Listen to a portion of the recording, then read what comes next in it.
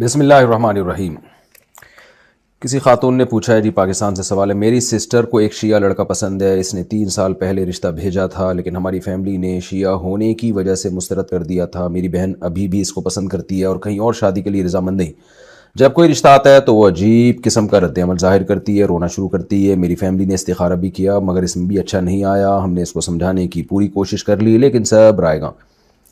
اہم بات یہ ہے کہ وہ دونوں رابطے میں ہیں اور ہمیں سمجھ نہیں آ رہا کہ اس اسٹیج میں ہم انہیں شادی کرنے دیں یا نہیں۔ بصورت دیگر میری سسٹر تو زندگی میں آگے بڑھنے کے لیے تیار نہیں۔ بچیوں پہ پہلے کنٹرول کیا کریں، گھر میں رکھا کریں ان کو، کہیں یونیورسٹی جا رہی ہے تو آنا جانا کا انتظام کریں۔ بالکل جب بچیوں کو آزاد چھوڑ دیتے ہیں تو پھر وہ اپنی مرضی کرتی ہیں تو پھر مسائل کھڑے ہوتے ہیں، اس پہ خاندان والے اس کو ایکسیپٹ نہیں کر رہے ہوتے۔ بعض دفعہ وہ درست فیصلہ کر رہی ہوتی ہیں، بعض دفعہ غلط فیصلہ کر رہی ہوتی ہیں۔ تو اس لیے لڑکی جو ہے وہ گھر کی 4 دیواری میں ہی اچھی ہوتی ہے، اور کہیں ضرورت سے باہر نکلنا ہے تو ایک نگرانی رکھنی چاہیے۔ ہم یہ نہیں کہہ رہے کہ لڑکیاں خراب ہوتی ہیں جو باہر جا رہی ہیں، لیکن نگرانی نہیں ہوتی تو خرابی کا چانس بڑھ جاتا ہے۔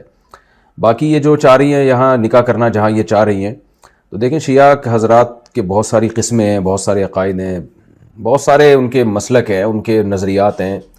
کوئی ایک ایسا نہیں ہے جس پہ ایک نظریہ ہو کہ جو سارے شیعوں کی طرف وہ آپ منسوب کر دیں۔ کچھ اس میں ایکسٹریم لیول پہ پہنچے ہوئے ہوتے ہیں، صحابہ کو برا بلا کہہ رہے ہوتے ہیں۔ کچھ ایسے ہوتے ہیں جو برا بلا نہیں کہتے، صرف حضرت علی کو حضرت ابو بکر پہ فضیلت دیتے ہیں۔ تو اس لیے جب بھی اس طرح کا کوئی سوال آتا ہے تو میں ڈائریکٹ جواب دینے کے بجائے میں ریفر کرتا ہوں کہ آپ جس شہر میں رہتے ہیں وہاں کسی قریبی مفتی سے رابطہ کریں۔ کسی مفتی سے بھی نہیں بلکہ وہ مفتی جو باقاعدہ ادارے میں ہوں، ادارے سے رابطہ کریں۔ جیسے آپ اگر کراچی سے ہیں تو بنوری ٹاؤن چلی جائیں آپ، یا آپ جامعہ فاروقیہ چلی جائیں، یا دارالعلوم کرنگی چلی جائیں، یا جامعہ رشید چلی جائیں۔ وہاں جا کے اس شیعہ کے پورے حالات بتائیں کہ بھئی اس کے یہ عقائد ہیں، اس کے بعد وہاں سے فتویٰ لیں آپ۔ تو علی الاطلاق اس بارے میں میرے لیے فتویٰ دینا بہت مشکل ہے۔ تو جس کی طرف سے نکاح کا پیغام آیا ہے تو اسپیسیفک اس کے عقائد کے بارے میں جان کے آپ وہاں سے کہیں سے فتویٰ لیں، کہ تاکہ آپ کو پتہ چلے کہ یہ نکاح جائز بھی ہے یا نہیں ہے۔